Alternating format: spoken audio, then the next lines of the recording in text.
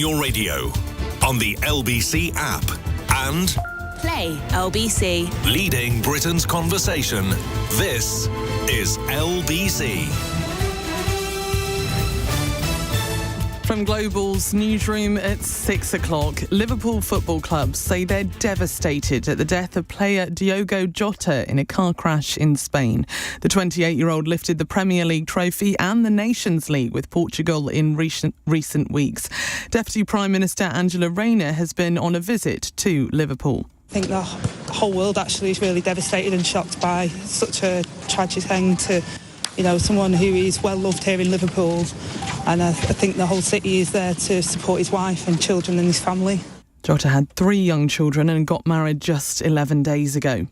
The Chancellor insists she was dealing with a personal matter after admitting she was clearly upset during PMQs yesterday. Rachel Reeves says she'd had a tough day but wanted to support the government. The BBC says it will no longer broadcast live performances it thinks are high risk. It follows criticism it carried on streaming punk duo Bob Vylan's set at Glastonbury when they made chants against the IDF. And Novak Djokovic has knocked out Britain's Dan Evans, beating him in straight sets in the second round of Wimbledon. He's chasing an 8th title, which would draw him level with Roger Federer's record. In the city, the FTSE 100 has closed up 48 points at 88.23. The pound buys $1.36 and €1.16. LBC weather, clear for England and Wales tonight. Rain moving into Scotland from the southwest, but mostly dry in Northern Ireland. Lows of 8 degrees. From Global's newsroom for LBC, I'm Amelia Cox. This is LBC from Global, leading Britain's conversation. It's 6 p.m. Now, Tonight with Andrew Marr. Good evening. You know what one of the biggest sins in the media is? Moving on. A story blows up, some big scandal, huge questions for those in charge, and it's all over programmes like this one. It's all over the front pages and headlines everywhere. And then, within a day, or sometimes even a few hours, we all move on. The story's old news, and there's nothing as boring as old news. Perhaps it's not just the fault of journalists, it's the fault of all of us whose attention hops so quickly onto the next thing. Anyway, in the spirit of not moving on, but moving back, I want to start tonight with the grooming gangs scandal. We've had victims on the show, and we've had campaigners on the show. You've heard that this is a scandal that goes back to the 1960s. You have followed, perhaps, all the rows about whether there should be a national inquiry, and Keir Starmer's change of mind about that. But hear this. It's just been announced that Greater Manchester Police are investigating more than 1,000 grooming gang suspects, according to the police watchdog. The force, which has had to apologise to victims for decades of failure, is trying to do better. It's set up a child sexual exploitation team with 100 staff, which is now running 59 investigations. So far, they've been responsible for 42 convictions, and offenders have been sentenced to more than 430 years in prison. But more than 1,000 suspects around in Manchester? This is a horror that hasn't gone away, and we should not ever move on from or squeamishly stop talking about it because so many of the sex criminals are Pakistani men. And if it's going on in Manchester, you bet your life it's going on in towns and cities all across the UK too. So let's hear first tonight from Maggie Oliver, founder of the Maggie Oliver Foundation, former Greater Manchester Police detective, and one of the very first whistleblowers to draw attention to the Rochdale grooming gang scandal. Maggie, very good to have you on the show. Manchester Police say that they have learned lessons and they have changed and they're now much more effective. What's your verdict? Good evening, Andrew.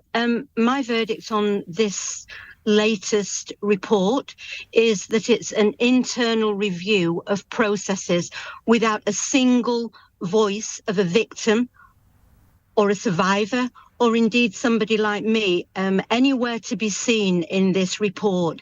What it reminds me of, Andrew, is when I say, you know, when somebody complains to the police investigate the police. Professional standards looks at it and you get them marking their own homework.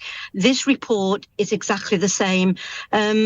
Unfortunately, the review team that worked on the cases in Greater Manchester, on Augusta in Manchester, on Rochdale, on Oldham, Gary Ridgway and Malcolm Newsom, who spent 7 years getting to know the ins and outs of everything that GMP do. They tried desperately to be allowed to complete this assurance review, but at every turn they were blocked by GMP and by barristers and lawyers who would not allow them to speak to any victims and survivors. So Andy Burnham brought in HMIC, but unfortunately I see this as a missed opportunity again, but an internal investigation that silences all those who have been failed in the last 6 years since GMP allegedly improved their processes. And I know from my work every day in the Maggie Oliver Foundation with survivors and victims that many of those are still getting a very raw deal, Andrew. Maggie, like lots of people, I was just really struck by that figure of more than 1,000 suspects still at large in Manchester. And it made me think that actually this terrible scandal is probably alive and going on under our noses even today. Through your foundation, I'm sure that you are contacted by ex-victims, but perhaps by people who are still victims. What is your sense of the scale of the grooming gang scandal in Britain right now, 2025? I would say, Andrew, from my experience and the work we do every day, that this problem hasn't gone away. And I think that we have an acceptance within the country, throughout the whole of the country, really, that this is still a problem of the here and now. The ways that the abusers perhaps groom and bring in the children is now different. It's often online because it's safer for them. But my real concern, Andrew, is that, 2 weeks ago we had the Baroness Casey review, and that was a very thorough and honest representation of the real situation. Unfortunately, this report today, it is not transparent. It's gaslighting the public. But I do think that the public know. The thing that I see, Andrew, is that I think it's impossible now for the authorities to pretend that there weren't massive monumental failures over decades to protect these children. But there is still a reluctance to accept that things today are still very bad for victims and survivors. And this report is intent on saying how great things are now. But if they'd spoken to any of the victims that wanted to speak to them throughout Greater Manchester, they would have heard a very, very different story. And I know that the Chief Constable, Stephen Watson, who I've had several meetings with, knows this full well.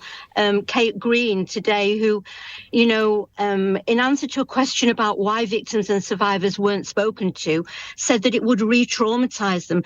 Well, to me, that is just another reason used to silence the voices of those who should be heard in these inquiries. It's her assuming they don't want to speak. Well, my experience from the thousands of victims that we are supporting in the foundation is the absolute opposite of that. They want to be heard. They want their voices in it. And that's why I've got the greatest respect for Louise Casey, because she came to Manchester. I brought survivors from all over the country, and she listened to them. She heard them, and their voices are in that national audit. In this report, there are no voices of survivors. She's a great public servant, I think, Louise Casey.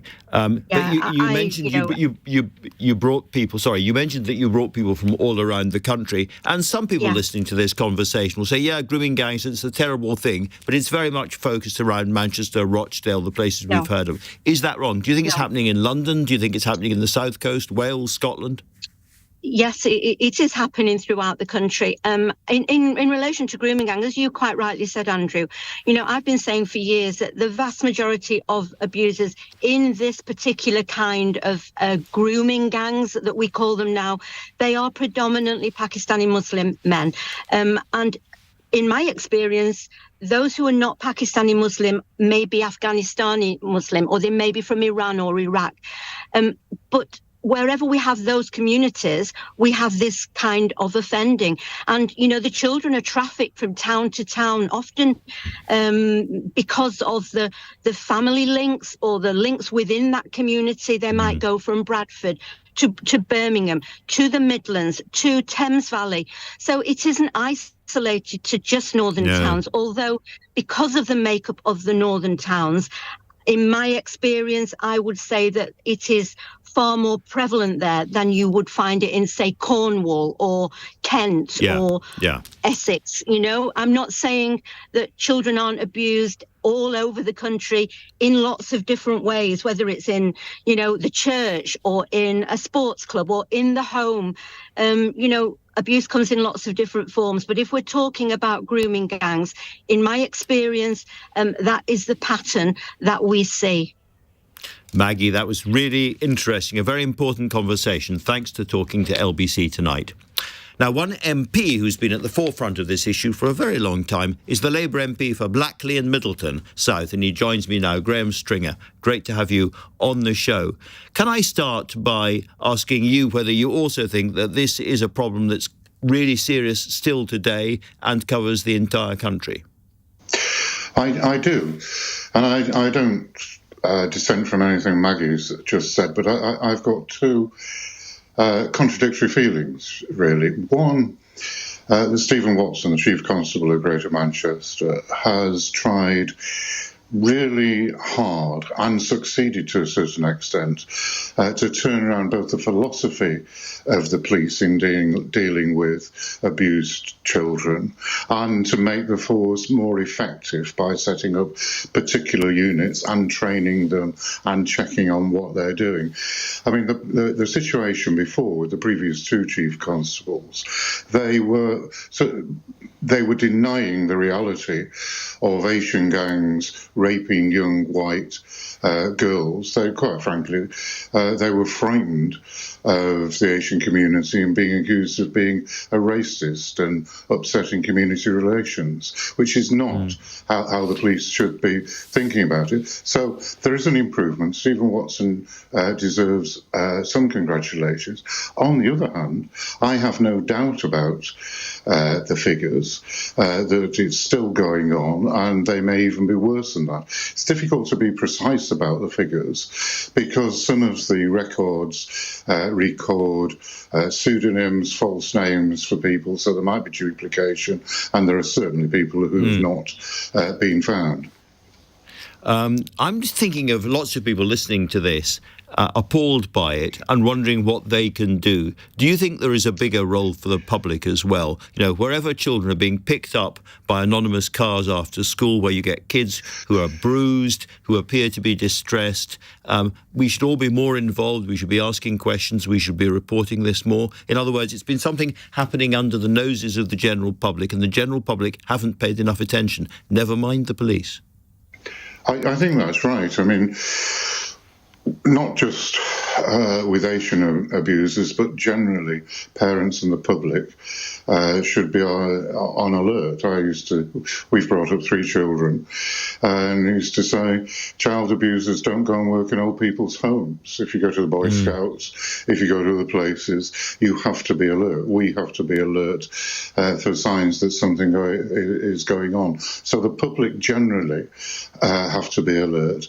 And professionals have to be braver when they know what's going on. I mean, Maggie Oliver has been fantastic for a couple of decades, but quite frankly, there aren't enough Maggie Olivers. There aren't enough police officers who, when they hear, and I've heard this directly from police officers, when they've been talking about what's been happening on the streets, they've described these girls as animals, and they call them feral youths and animals.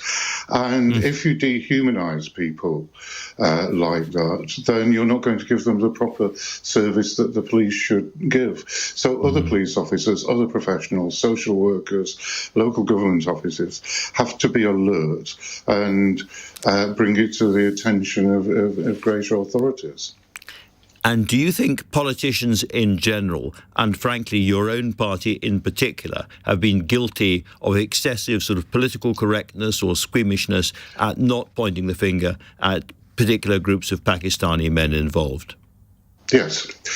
And I think there's been two motives. There's been a genuine motive of not because what is said, but it's not sufficient to stop talking about where there is Kashmiri, Pakistani men doing it. It's child abuse goes on in all communities. So that's true. It does. But it doesn't mean to say that where there is a particular problem with men whose origins are in South Asia, that shouldn't be highlighted. And there's been, it is a genuine wanting community relations to improve and not to stress them. And I'm afraid as well, there's been rather a sordid history of vote chasing and trying to obscure it. I mean, politicians are politicians, but there is a very high price for society to pay if you chase votes at the expense of decency. That is a shaming and important thought to end on. Graham Stringer, thank you very much indeed for talking to me. Up next, we're going to hear from our reporter in Liverpool after the tragic news this morning that one of Liverpool FC's star players, Diogo Jota, has died. You're listening to Tonight with Andrew Marr, and the time now, 6:16. This is LBC.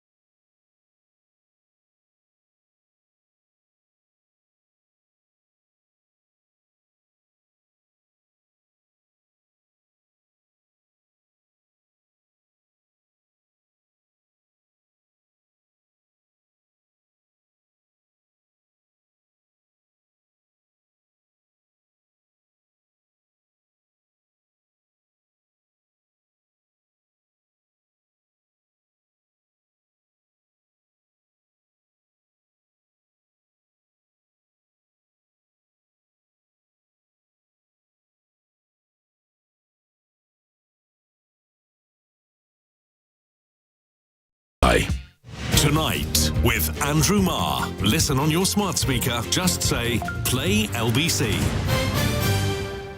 6:18. Some stories are just very sad. Diogo Jota, the star Liverpool footballer, one of the most hard-working and talented players in the English game, was killed with his brother, also a footballer, in a terrible car crash in Spain yesterday. A big part of Liverpool's victory in the Premier League, the Portuguese forward was only 28, and he just got married 11 days ago. He had 3 children. Our reporter Liam Gotting joins us now from Liverpool. Liam. Well, Andrew, like you say, it's just an incredibly sad story. In the space of just over a month, Diogo Jota helped Liverpool secure their 20th Premier League title. He then won the Nations League with his native Portugal side and got married to his long-term girlfriend with whom he had 3 young children. But this morning we learned that he passed away along with his younger brother after a high-speed car crash. As you can see here outside of Anfield, it's just been a constant stream of Liverpool fans from early hours of this morning through to the afternoon and now into the evening, bringing shirts with Diogo Jota on the back, bringing balloons to tie to the trees here. There's flowers. I'm not sure you can see it from here, but there's a beautiful white bouquet that spells out Diogo Jota right in the middle of this. There's balloons as well with the numbers 2 and 0. Of course, Diogo Jota wore the number 20 on the back of his shirt for Liverpool, and he was such a fan favourite, Andrew. His song was sang on the Cobb, whether or not he was playing or not in any game. He was one of the favourite players here. He made such an impact on the team, and I've been speaking with just some of the fans who have come here to pay tribute to Diogo Jota to find out their favourite memories of him. Absolutely gutted. It's just devastating. It's like losing somebody that's really, really close to you, and football pales into insignificance in times like this. My husband, he woke me up and said, Diogo Jota's died in a car crash, and I just couldn't believe it. He gave it all for everything. You know, even if he was only on the pitch for 5-10 minutes, he'd always score. And when he scores, we don't lose. I mean, I'm a Hillsborough survivor, and so there's always a bit of sadness. We've been through things like this before, and I'm just heartbroken, absolutely heartbroken. Well, Andrew, as you can imagine, tributes have been flooding in from across the world, including from Jurgen Klopp, of course, the former Liverpool manager. He was the man who signed Diogo Jota to a contract here at Liverpool. He said on his Instagram that this is a moment where I struggle. He said there must be a bigger purpose, but I can't see it. I'm heartbroken to hear about the passing of Diogo and his brother, Andre. Diogo was not only a fantastic player, but also a great friend, loving and caring husband and father, and we will miss him so much. And Andrew, actually, just in the last few minutes, the current Liverpool manager, Arne Slot, has released his own statement in which he says, I wish I had the words, but I know I do not. All I have are feelings that I know so many people will share about a person and a player we love dearly and a family we care so much about. He goes on to say that his thoughts are not those of a football manager. They are those of a father, a son, a brother and an uncle, and they belong to the family of Diogo and Andre Silva, who've experienced such an unimaginable loss. For us as a club, the sense of shock is absolute. Diogo was not just our player, he was a loved one to all of us, a teammate, a colleague, a workmate, and in all of those roles, Arne Slot says Diogo Jota was very special. I can imagine, Andrew, that we're going to see many, many Liverpool supporters continue to arrive here outside Anfield way into this evening and into tonight as well, to continue laying tribute and flowers in memory of the 28-year-old Liverpool forward who has lost his life, Diogo Jota. Liam Gotting, LBC, reporting outside Anfield. Many thanks to Liam. Moving on is one media sin. Looking away is another. We've had the Gaza crisis and the Israel-Iran war and our own domestic crises, but there is also Ukraine. That war hasn't stopped, and I personally feel a bit guilty for not covering it enough recently. So, quick update. The largest air attack by Russia in 3 years came last week. Some 540 missiles and drones in a single night. The Russians are now using drone swarms, sometimes thousands a day, on the front line. In June, they seized another 556 square kilometres of ground, their biggest advances since last winter. North Korea is reportedly sending up to 30,000 troops there. Ukraine's defenders, running short of US munitions, are holding key defensive lines, but they're under intense pressure. The Western media may have been distracted or looking the other way, but this war is as vicious and as perilous as ever. How has this apparent lack of focus on the Russian invasion been received among the Ukrainians themselves? Arseniy Yatsenuk, their former prime minister, is with me now to discuss that. Arseniy, is there a sense in Ukraine that the West has slightly lost focus and lost interest because of other events? Oh, not yet. But the biggest problem I see right now, Andrew, is where the US administration stands. Because you're well aware that today we were blindsided when we got the information that the US administration, for the second time after President Trump took the office of the president of the US, decided to hold the shipment of ammo and military munition to Ukraine. And this would severely, I want to be very clear, severely affect Ukraine's ability to defend both residential areas and in entire Ukraine.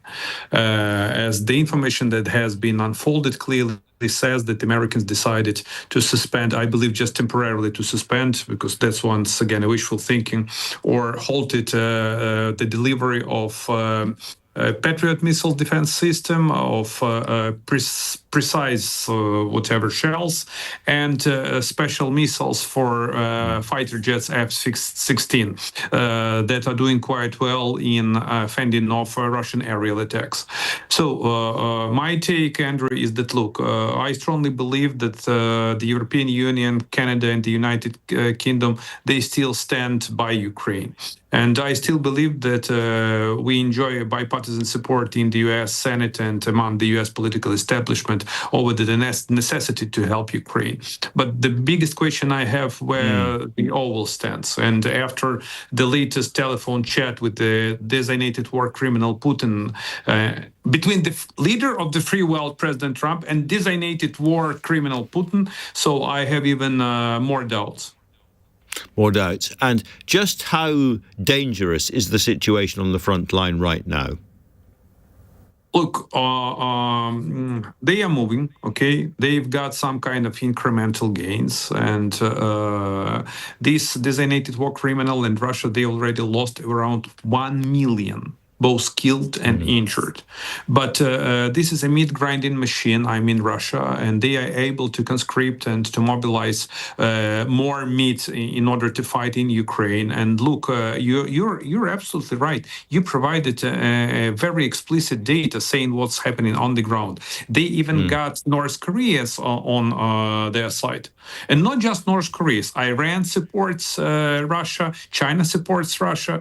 So it is not just an axis of evil. It's a club of gangsters, of global terrorists, practically chaired by China. And have you noticed changes in tactics in terms of sending over swarms of drones, huge numbers of drones, to try and overwhelm the defense? Andrew, the information that I got from the front lines, and we have to be frank and fair, says that, look, Russians, they are adapting to the current challenges on the front lines. We were on the forefront of these drones warfare, but as of now, Russia made a huge advancement, and they are doing their best in order to tackle Ukraine's both electronic warfare and Ukraine's drones. So, but once again, look at the data. Not just the data. We are the members of the club of the free world, let's put it this way. And with the biggest economy, with the cutting-edge technologies. So if we want, we can. We can win this fight. We can win this war. It's obvious. Yeah. But Arseny, that depends upon Western countries, Western European countries coming to your aid properly. We're going to talk about that in a minute. But for now, thank you very, very much for talking to me. Let's hear more on this story now from the Independent's World Affairs editor, Sam Kiley. Sam, that conversation just underlined how critical it is for Ukraine. If they're not getting the HIMARS, they're not getting the American munitions at the moment, they desperately need more from other European NATO countries. Are they getting that? Well, not yet is the short answer, which is why this halt or suspension of supplies of the Americans, which is fairly marginal if you think about it. It's just a relatively small amount of equipment that they are wanting possibly to redeploy to the Pacific, possibly to restock their own stockpiles that have been run down. It indicates how short the West is of armaments in general. Now, we know that NATO, that the Germans, the Brits, the French, the Belgians, everybody is trying to spin up their defense industry to backfill what they have already given to the Ukrainians. But there is a time lag and there is a capability gap. And as Arseny was there saying, and I've heard the same thing on the front lines, the Russians have had a step forward in terms of their short-range drone munitions, particularly using the fiber optic guidance systems, which means they're much harder to jam, or impossible for the Ukrainians to jam.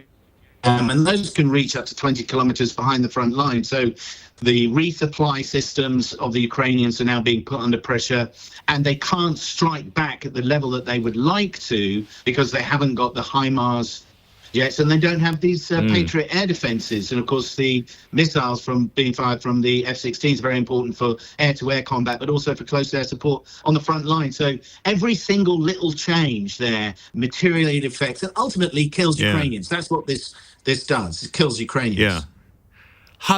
Clearly June has been a very difficult month for Ukraine in this war. How near are they, do you think, to some kind of major collapse on the front line?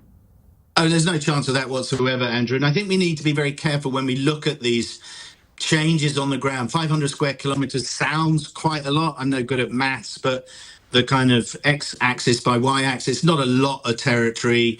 It's bombed out, ruined territory. They're not capturing any really significant bridgeheads. They haven't recaptured any of the towns that they lost when the Ukrainians had their very successful counterattack in the summer of 2023. They have got a little bit more of the momentum on the side of the Russians, but the Ukrainians are a long way from collapse. They're really very, very long way from that. And the Russians don't have the mass in terms of men and equipment, nor the economy really to take it on. And I think very important point Maseni was making there is that the combined efforts of the West should be able to crush this relatively tiny economy of Russia at war in Europe with relative ease. The issue is the willpower, really. If we had the willpower, if programmes like this were talking about it a little bit more, perhaps, as well. We're doing our very, very best. But Sam, thanks so much for that. Keir Starmer will mark 1 year in office tomorrow. We're going to dissect his first 365 days in number 10 next. But the time now is 6:30 and Amelia Cox has the news headlines. Tributes are being paid to Liverpool player Diogo Jota following his death in a car crash in Spain this morning. Former manager Jurgen Klopp says he's heartbroken, while Prince William, who is patron of the FA, says he's deeply saddened by the news. A ban on Palestine Action is to become law. The House of Lords has backed moves to prescribe the group as a terrorist organisation. And the Chancellor says she was clearly upset during yesterday's PMQs, but insists she's totally up for the job. Rachel Reeves says she was dealing with a personal matter when she was seen crying on the front bench. LBC weather clear for England and Wales tonight. Rain moving into Scotland from the southwest, but mostly dry in Northern Ireland, lows of 8 degrees. LBC This Morning on Nick Ferrari at Breakfast. In the studio with me is the leader of Reform UK, Nigel Farage. So let's get straight to it. Charlotte is in Hitchin. As a woman, nobody likes to see a woman crying at work, but I'm a small business owner and Rachel Reeves' budget has caused me an unbelievable amount of stress. Isn't it time that she went? I sat pretty much opposite her yesterday. It was pretty painful to watch. Do I have any sympathy for Rachel Reeves? She lied on her CV. She's hopelessly out of her depth. They're damaging the British economy beyond belief. I'm sorry for her personally. For yesterday, should she go? Absolutely. Nick Ferrari at Breakfast. Back tomorrow morning from 7. Listen on your radio, on Global Player and the new LBC app.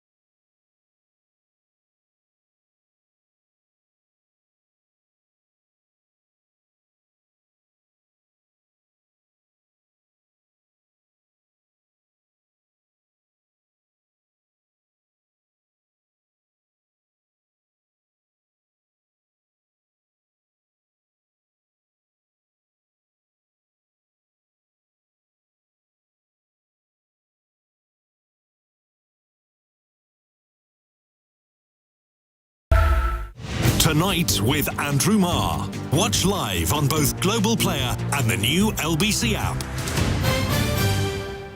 6:34. Tomorrow marks the first anniversary of the 2024 general election, which saw Keir Starmer with an enormous landslide striding through the doors of number 10, promising a better Britain. Hope, change, sensible, reliable governance, the grown-ups in charge at last. He himself remains calmly confident of a long-term plan to rebuild public services and put money back in people's pockets. He'd point out that business confidence is now at a 9-year high and a lot of foreign investment has been coming into the country recently. But 364 days on from that famous victory, life for many feels as hard as ever. We've had a massive backbench rebellion against a key policy, a chancellor in tears, and opinion poll ratings that are frankly dire. Exclusive polling commissioned by LBC from Marr in Common has found that almost 3 in 10 Labour voters now regret their decision to back the party at the last election. So what have we learned about the leader and the man that Keir Starmer is in the last year or even in the last week? Let's start with Luke Trill, director of Marr in Common, and Patrick Diamond, a former Labour Party policy advisor to Tony Blair, who co-authored the 2005 and 2010 manifesto and is now a lecturer in public policy at Queen Mary College, London. But Luke, let's begin with you. These numbers are pretty stark, aren't they? You know, a lot of people who voted Labour just last summer now think they made a mistake.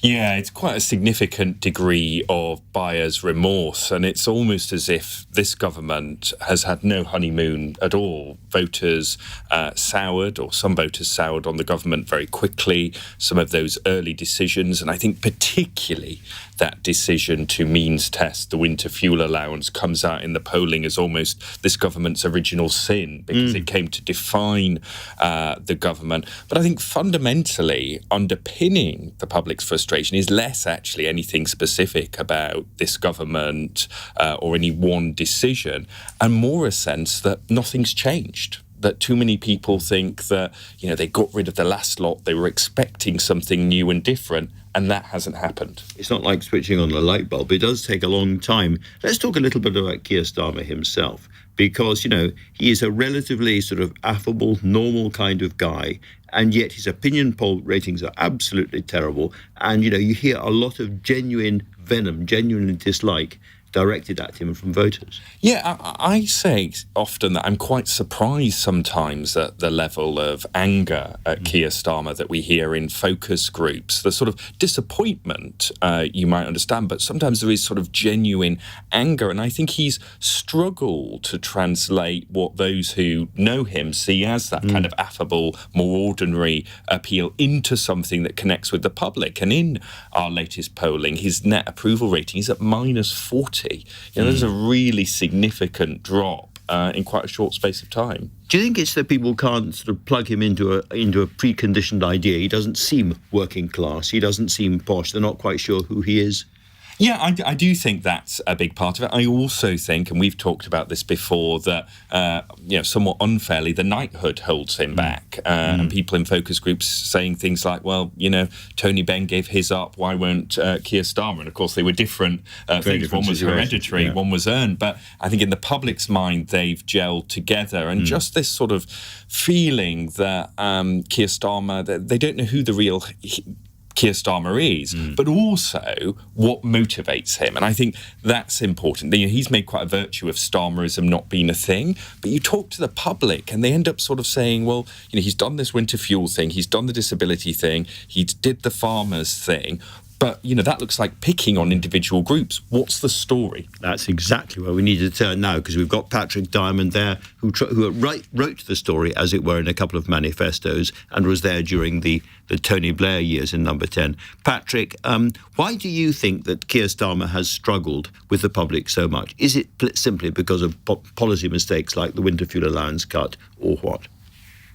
I do. I mean, I would mention one factor which, in a sense, is relevant even before Labour comes into power, which is the lack of preparation for government. I think you can clearly see in some of the mistakes that have been made, and in a sense of lack of direction, that Labour was not as well prepared for power as perhaps it could have been and should have been, and that's really contributed to many of the problems it's experienced. I think the other factor is just to do with the sheer difficulty of making change happen in government. I mean, Luke rightly says that too few voters really believe that things have changed under Labour, but it just underlines the difficulty. When you're in government, making change happen at any time is difficult, but doing it when you face very constrained public finances, there's not much additional public money available, has proved very difficult. Yeah. And I think Labour did try to set expectations. They said things would be tough, but perhaps people believe that things would change more quickly and more positively, and in many cases that just hasn't happened. And, I don't think, you may disagree with me, I don't think any government in the post-war period has come in with such a tough economic inheritance and so diminished public services at the same time. I mean, they had that £20 billion black hole to fill. They raised all the money to fill the £20 billion black hole. And what do they have to show for it? Absolutely nothing, because that is just keeping things going more or less as they are. So it's a very, very hard inheritance, much, much harder than Tony Blair and you had back in the day. Oh, I think that's very true. I think the situation that Tony Blair and Gordon Brown inherited in the 1990s was very different. I mean, you can look back, obviously, to the governments of Attlee in the 40s or Wilson in the 60s and say they also faced some very tough circumstances, but the difficulties this government has faced have been very considerable. I think, though, the issue is Labour has tried to make a lot of the inheritance and a lot of the fact that it inherited a very difficult situation from the previous Conservative government. The problem is if you keep resorting to that as an excuse, in some ways it probably makes voters even more angry, because they say, stop blaming it on the lot who were there before and get on with the job of delivering yourselves. And Luke Trill was nodding vigorously at that last point. Luke, you're a pollster and you know a little bit about the history in polling terms. Have they passed a point of no return? Is there any way back for them? Or is that a ridiculous question because there's still 4 years left? Oh, absolutely. Look, if there's one thing that we have learnt about politics in the 2020s, it is that it is highly unpredictable. Look across to Canada, people were writing off the Canadian Liberals. Look at Australia, people thought the Australian Labour Party was out. Go back to 2021, we thought we were in for a decade of Boris Johnson. So the flip side of the electoral volatility, which has sent Labour's poll ratings tumbling, is that if they show they can deliver over the next 3-4 years, they can go in the other direction as well. I want to pick up one last final point, which is I want to ask Patrick whether he thinks the Prime Minister has made a mistake in elevating Nigel Farage into his main opponent and the bogeyman figure. Because I've seen polling, Luke's the great polling expert, but I've seen polling which suggests that he is not that toxic and Reform is not particularly toxic as a party in the country. In other words, be very careful what you wish for. Well, that may well be the case. And I think the real concern from Labour's perspective is whether the strategy of concentrating so much on reform is correct. I do understand the reason for it. I mean, Nigel Farage is clearly a compelling politician, whether you agree or disagree with his views. So Labour wanting to challenge him is perhaps understandable. But I think it is the case that at the next election, much of the issue will be about Labour's ability to mobilise what you would loosely describe as progressive voters who could be persuaded to vote for either the Liberal Democrats or the Greens or indeed other parties. So there is a risk, I think, that if you focus on policies that are about appealing to people who may vote for reform, you miss the fact that what Labour will really depend on the next election is motivating the more left of centre progressive voters who need to feel that Labour is really on their side on issues like climate change, democracy, as well as public services. Patrick Diamond and Luke Trill, very interesting conversation. Thank you both very much indeed. Now, a row is brewing over the French President Emmanuel Macron's state visit, which is due to take place on Tuesday next week. LBC has learned of a special privilege being awarded to the French head of state that, so far as we know, has not yet been extended to another world leader, who I think it's fair to say has a certain penchant for kicking up a fuss. Could this be tricky for Keir Starmer? Our political editor, Natasha Clark, is with me and has more. Natasha, we're talking, of course, about the Macron visit and the Trump visit. What is the difference? So that's right. So Emmanuel Macron is coming on Tuesday. He's getting a joint address to both the House of Lords and the House of Commons. As you know, it's very prestigious to be able to be offered this. Zelensky most recently obviously was offered that chance. And obviously Emmanuel Macron coming for his state visit. But just a few months later, of course, we've got Donald Trump. He is coming, we think, in September. The Foreign Office haven't yet confirmed it. But Donald Trump himself basically all but said it a few weeks ago. You can bet your bottom dollar that if Emmanuel Macron is being given this historic address to both houses of Parliament, he is going to want it too. However, I've been speaking to Labour MPs about this, Andrew, and they're incredibly divided. Some really feel, absolutely John Bercow style, he should not be allowed to come back. And you'll remember John Bercow, the Speaker, previously said it would be inappropriate for him to come. He basically blocked him from being able to do so. Obviously, fast forward a few years, John Bercow is no longer here. It's Sir Lindsay Hoyle. He is the man in charge. I spoke to the Speaker's office they basically said no such request has been made. No request for the double address to both houses of Parliament. Yes, but I imagine that next week there may be a something in the inbox to Lindsay Hoyle. I also went to the White House. They said that they had not yet spoken to the president about the details of this state visit. So I think this is one to watch, Andrew. But LBC obviously spoke with Nigel Farage, the Reform leader. He says that he's very close to Donald Trump. I asked Nick Ferrari asked him earlier today about whether he thought that he should get that address. I'm sure you are aware that President Macron is coming here next week. He's being given the rare privilege of joint address to the Houses of Parliament. Should that be afforded to Donald Trump as well? Oh, I think it has to be, yes. I think it has to be, yes. There's a bit of a row going on that it might not be, Mr. Farage. Well, Berco's not there anymore, thank goodness. So, he was the one that tried to stop it. And obviously, Andrew, you know that Keir Starmer has really tried to hug Donald Trump close for the past year or so. And I think most people will say he's done quite well to do so. He is hailing that US trade deal that he's got. He is hailing that relationship with the US, and he says it's very important to him. So I put it to him earlier today at that press conference, the NHS press conference that we had the 10-year planner earlier today. But really interestingly, he wouldn't commit to it. Macron is addressing Parliament on his state visit next week. Do you think that Donald Trump should get the same privilege? Thank you. President Macron is obviously coming next week for a state visit. That's a good thing. And as you will have noticed, the relationship between the UK and France is in a very strong place under this government. My personal relationship is very strong. Equally with President Trump, again, the relationship between our country and the UK and the US matters hugely. It's as close as ever, and I've got a good relationship with President Trump as well. In relation to the details of his visit, I mean, they're normally set out nearer the time, so I'll come back to you on that, if I may.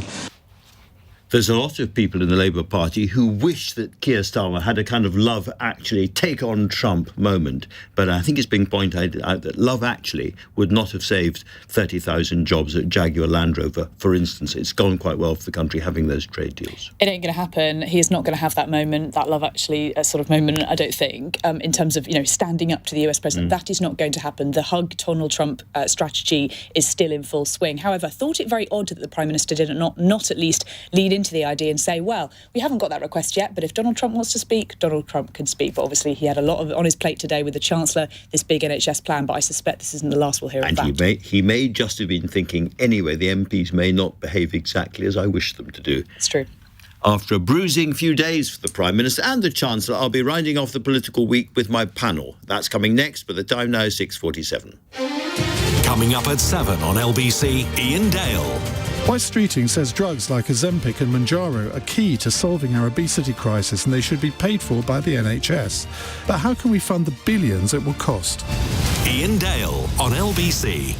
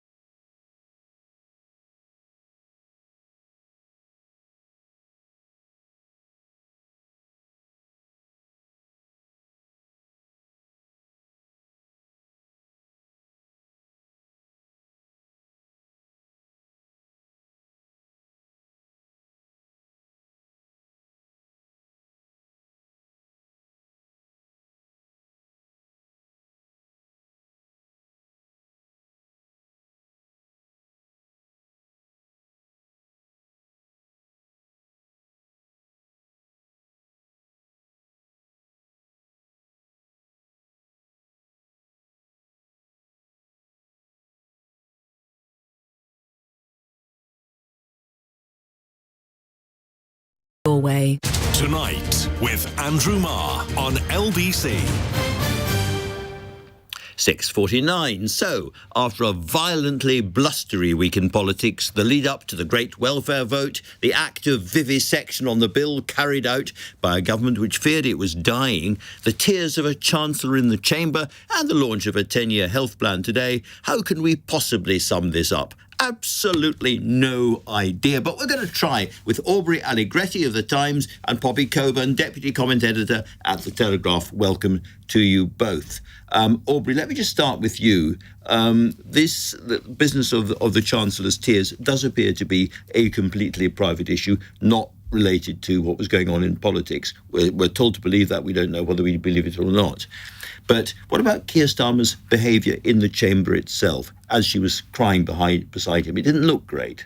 No, absolutely. I mean, Keir Starmer is a sort of a very pleasant man. You know, he understands human emotions and experiences. They're very much a part of who he is as a politician. And yet it seemed that slightly odd that for 30 minutes on Wednesday, he seemingly made no attempts to comfort or even acknowledge Rachel Reeves.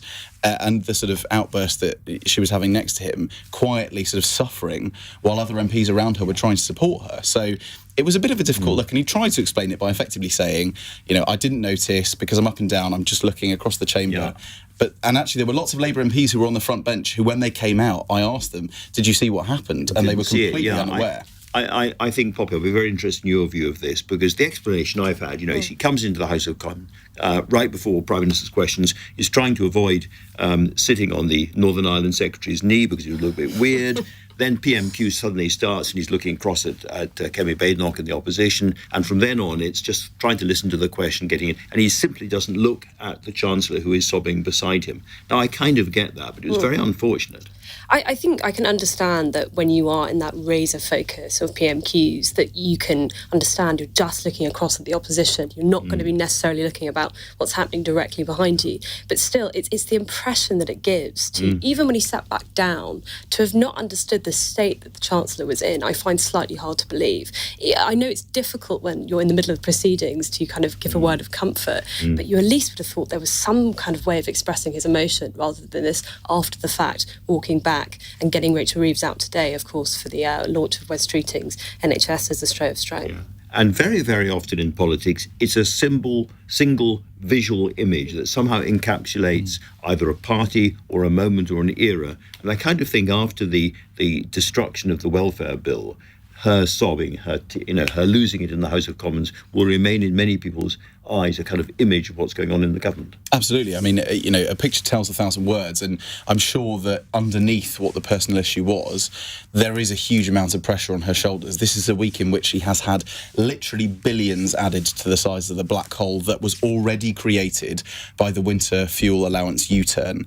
And so the pressure on her over the coming months is not going to be easy, partly because she knows that this capitulation, this U-turn, is going to fuel further pressure on her, whether that's during rows over funding changes for SEND, special educational needs children, tax rises, and of course the big battles over the two-child benefit cap. She knows that this battle that she effectively lost by losing the £4.5 billion worth of savings is just the start of more erosion of the fiscal headroom that she left herself by Labour MPs. I want to come back to the two-child cap in just a minute, but before I do that, Poppy, I'd be very interested in your view of the overall impression of the week in terms of, you know, we thought there was going to be a huge rebellion. There was a rebellion, but it wasn't one that could actually stop the bill, only because they had removed all the pith and centre of the bill beforehand. Yeah, I think we're living through a very fertile time of political symbols. I mean, you have Boris Johnson saying this is going to be a great year for Britain the year before the COVID pandemic hits. You have Rishi Sunak standing out in the rain, and now you have the Chancellor crying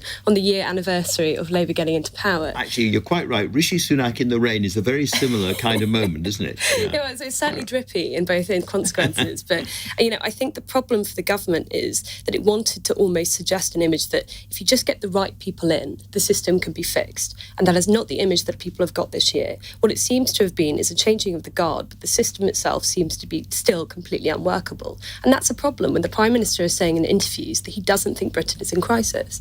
He doesn't. He doesn't think we're in a terrible state. He thinks we just have to hang on and the investment from abroad and the investment in infrastructure and nuclear energy and the rest of it will make things better. The problem is between here and there is quite a long time, and if people don't feel better off, they just simply get angrier and angrier. And of course, you can hope that things are going to get better in the world stage, but they might also get worse. Let's say there's some kind of energy price shock, which is perfectly possible to happen. That means there's no fiscal headroom left already. That leaves the government in a very, very difficult position. Let me pick that up with you, Aubrey, actually, because one of the things that hasn't happened, as it were, is there hasn't been a wider Middle East war, which many of us thought might happen, into which Britain is drawn. And the oil price hasn't suddenly shot up or doubled. If that had happened, then we'd be in an even worse situation, absolute complete economic chaos and crisis.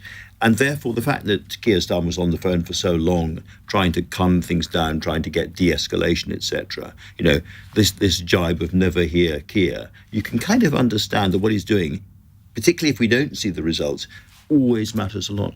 There is a very logical thread between security abroad directly leading to security at home, and Russia's full-scale invasion of Ukraine in, February 22, is a perfect example of that. But there are many other things that are outside the government's hands here. The Middle East is one example, but another scenario that has certainly been wargamed in Whitehall is a potential Chinese invasion of Taiwan. That would potentially have significant impacts on supply chains across the world. Taiwan, of course, a sort of huge chip manufacturer. And so there are many things that are outside the government's control that potentially Keir Starmer doesn't have as much leverage over. He wants to keep in Donald Trump's pocket as much as possible, which is why it's so interesting. He's been cozying up to him and calling him almost non-stop. That's very interesting. We may be getting too scary for a sunny Thursday evening. Let me talk again about some of the consequences, the direct consequences of what happened today, because losing those savings, as Aubrey was just saying, puts a big, big hole into the budget. And I'm certainly hearing government figures saying, well, that means we can't raise the two-child cap. But if they can't raise the two-child benefit cap, that means their entire child poverty campaign or project begins to fall apart. People like Gordon Brown will be deeply upset. And it goes back to what people were talking about over this week. What is the purpose of a Labour government if it can't do these things? Yeah, I can't help but slightly get deja vu for the days of Tory reign, insofar as once you kind of bottle it once, it's very, very difficult to then crack the whip again and get your MPs behind this legislation that you need to define what your government's about. And that seems to be the big problem of this first year. He hasn't really defined what makes Labour different from what's come before. And I think that's one of the reasons why voters have been so dissatisfied. If you cannot control your MPs on this one very basic piece of legislation, which is pretty necessary if we look at the financials, people are going to start to wonder what else is going to fall to the wayside when people start to complain. What else is going to be cut away out of fiscal responsibility? And that's going to, I think, just compound the problems of Keir Starmer's leadership. Nostalgia is as dangerous for a political journalist as anybody else, but it does. I go back to the kind of extraordinary persuasive power of Tony Blair when he was in his youthful pomp, always wanting to throw himself into an argument, win people over, win the country over, find the words. Keir Starmer, for better or worse, is not that kind of leader. I mean, he was, within a couple of weeks previously, making the moral case for wholesale reform of the welfare system. It wasn't just an economic one. He gave an interview last weekend in which he basically distanced himself from comments he made in a speech very recently about an island of strangers. There are Labour MPs who literally think that is feeding into this narrative of that he doesn't believe anything, or he doesn't believe anything strongly enough, that he's not willing enough to argue the case to people, that he's always kind of just presenting things as that they need to happen until they don't, at which point he can reverse out of it because he's never sort of emphatically tied himself to those policies. And that leads to much bigger questions about belief in his own leadership style. And a brief Marr theory here, which is that the Labour leadership in general, Keir Starmer in particular, was so disdainful and so loathed Boris Johnson's boosterism, and he had a very, very easy way with language, to say the least, very, very persuasive, and it all came to naught. And they have gone far too far the other way. They think all those skills of persuasion, all that enjoyment of the political game, it's disgusting, it's disgraceful, and we'll go nowhere near that. And what we're learning now is actually doing politics. You may disdain it, but if you're a politician, it's kind of important. Well, there's one thing about lowering expectations to where reality is and actually making people quite depressed. And I think, unfortunately, that's what the Labour government's done in the last year. You know, it's true that Britain's in quite a tough spot, but people want a bit of optimism. They want to believe that things can get better, because other people will be saying that. And like Trump, that was Boris Johnson's secret weapon, wasn't it? Optimism.